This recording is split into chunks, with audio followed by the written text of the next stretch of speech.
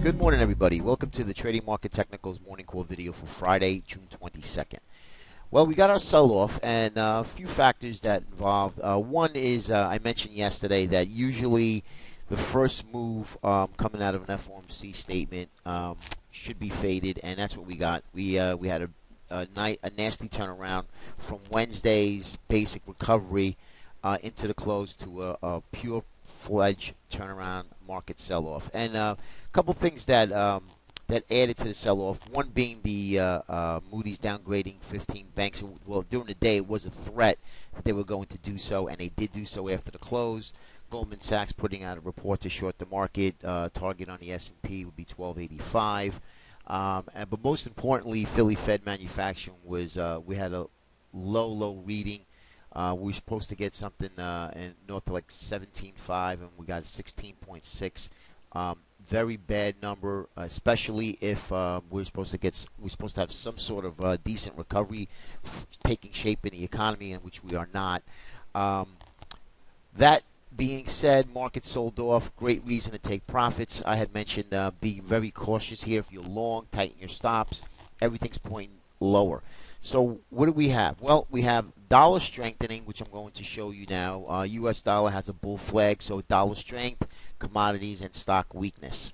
Copper showing a bear flag. Copper is a great commodity. It's a gauge of the economy because everybody uses copper in virtually everything. So we have copper showing bear flags.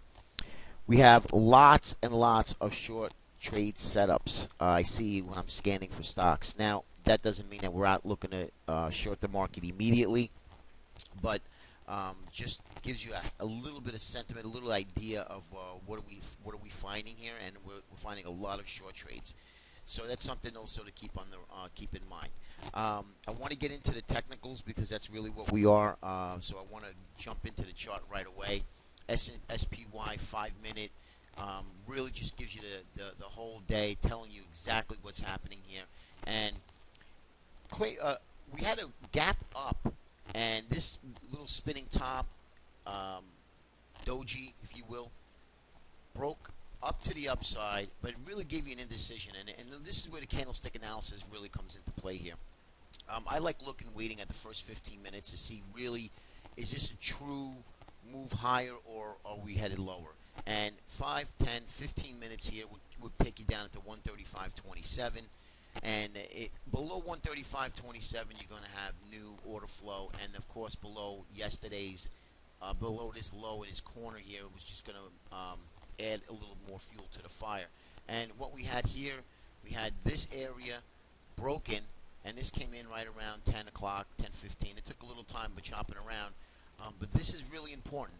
After the first 15-minute candle, we just kind of hovered around in this corner at 135.27, and then we broke with a big engulfing. And usually, with a big engulfing candle, you'll have bear flag forming to come back about 50% of that candle, and then another break.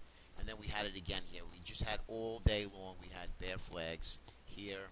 We had another bear flag here.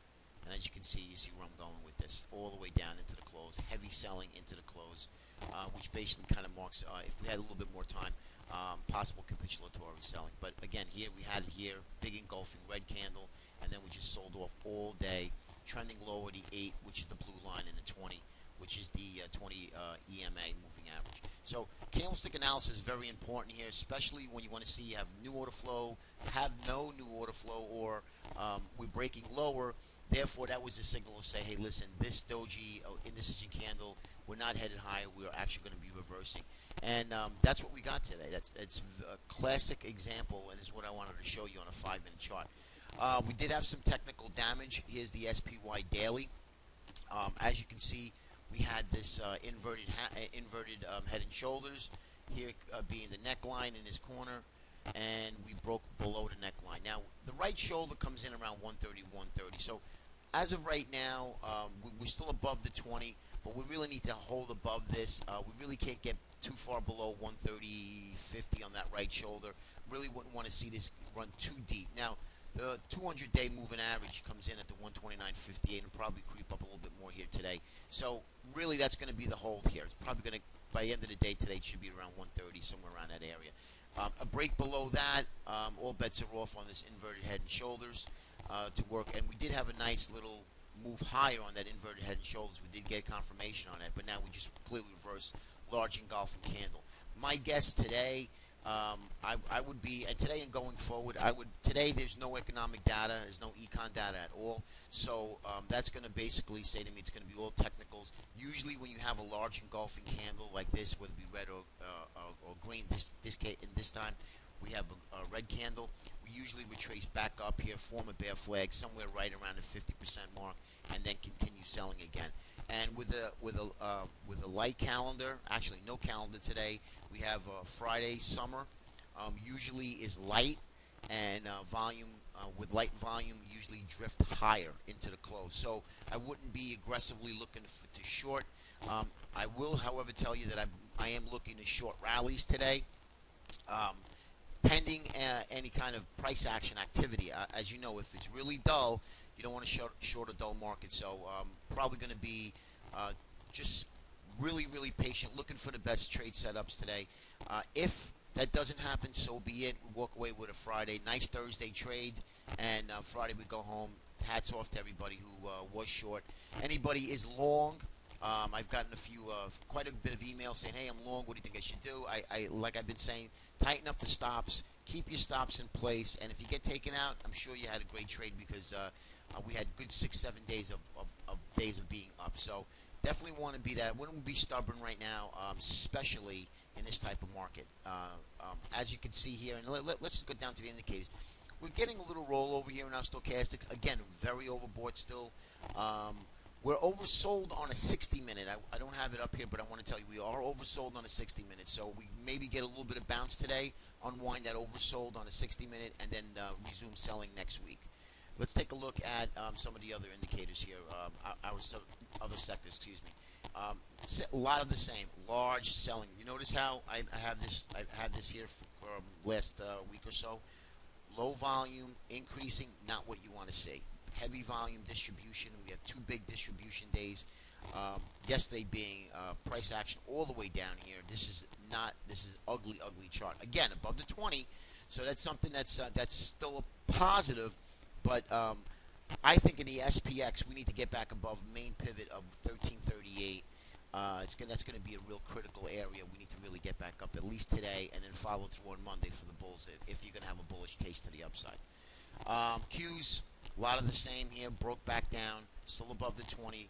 Qs not as bad as the SPX, but however, still a nasty candle. This is something that you don't want to see if you have an uptrend. IWM is the Russell. Same thing. Large candle, large volume sell-off. Again, above the 20 and above the 200, but this area here is going to need to hold. And I do think today we probably get a little bit of movement to the upside. And that's what happens when you have no econ data, unless there's obviously some bad news that comes out of Europe. That's going to push the markets. But there's really no economic news, and there's no real earnings coming out at all, since earnings season is really done and kind of unwinded. Transportation sector, big sector. As you know, one of the leaders, and what we're going to see here is a hole back above this pennant. Here's the 50. We're way above the 200 and the 20. So this here, again, heavy volume, but I have to see this hold and see where these leaders, as far as the Nasdaq, the Russell, and the transportation sector. Those are the 3 big leaders of the 5 sectors that we follow, and we really want to see this hold here. Okay, this is going to be a critical spot, at least for today. All right, so now let's get into some of the indicators, and to really, which kind of drives us to our conclusion and our analysis of what puts it all together of what the markets are basically doing, what we are going to assume is going to happen, and then we're going to react on it. Now, U.S. dollar. As you can see here, we have the U.S. dollar forming a bullish flag pattern, and we broke out of it yesterday. Not good. Dollar strength. We have weakness in equities and commodities. And as you can see here on this line chart, and I like to draw this here, as you see when we had the dollar rally, we had equities come down all the way down in May, and then of course we had a little sell-off in the dollar. We had equities come up. So it's totally inversely correlated, guys. Very important. If you're not following the dollar, you should be. And this is a very important indicator here, true gauge of where the markets are headed, okay? So this is not good for equity markets, okay? Now, breaking out of any type of pattern that usually would back test it, we usually get some sort of a back test. So maybe the dollar kind of sells off a little bit. We were down a little bit in the dollar. Yeah, about 38 cents in the dollar index, the future. So that would kind of put us on a back test of that upper trend line area here. So we want to really gauge and keep an eye on what's happening with the dollar. But again, dollar strength is going to be equity weakness, so that's going to be very important to be watching. Now, a couple things. Our trusty McClellan oscillator holds true again. As you can see, way up here, I said, watch it, guys. We're going to be due for some sort of a pullback or pause, and sure enough, boom, we dropped hard. Now, we're at 30. Okay, obviously our medium line comes in right around here, around 690, right around the 10 area, 0, 10. We're at right now at 30. So we're still a little bit of unwinding to do. I think that if we get back in this area here, we're going to get some sort of a little bit of a bounce. But nonetheless, this is a very trusty indicator. You should be following this for overbought, oversold. Now let's take a look at the stocks above the 50-day moving average. This is another one I showed you. I said, guys, when we get up to this area here, careful. We usually get some sort of a sell-off. And if you looked at the pattern here, this right here in May, stocks that were above the 50-day moving average and the S&P, boom, sell-off. And then again here, and now we got that market sell-off here, okay? Not great gauge of it telling you, hey, we're at these lofty levels. So something really to take a look at. And here's the 200-day. This is the S&P stocks above the 200-day moving average. And as you can see, same thing. When we get up to these levels in this level here, now this is here, we've been way up in these levels. And sure enough, May broke. So February, March, April, you say, hey, we're at these lofty levels. Use caution when you're trading long. But nonetheless, we finally did break. And again, up in here, when we took this little ride up, definitely showed caution. So these are some of the stuff and the tricks that we use to try to get a good handle, a good gauge on being if the market is overbought or oversold. Right now, I would probably indicate futures are up about 5.5 because we did get oversold yesterday on a 60-minute chart. So something to really keep an eye on for today. I would be tiptoeing in short selling rallies today, if at all. If volume is very, very light, I'd stay away from the short side because we're just going to probably grind and float high the rest of the day.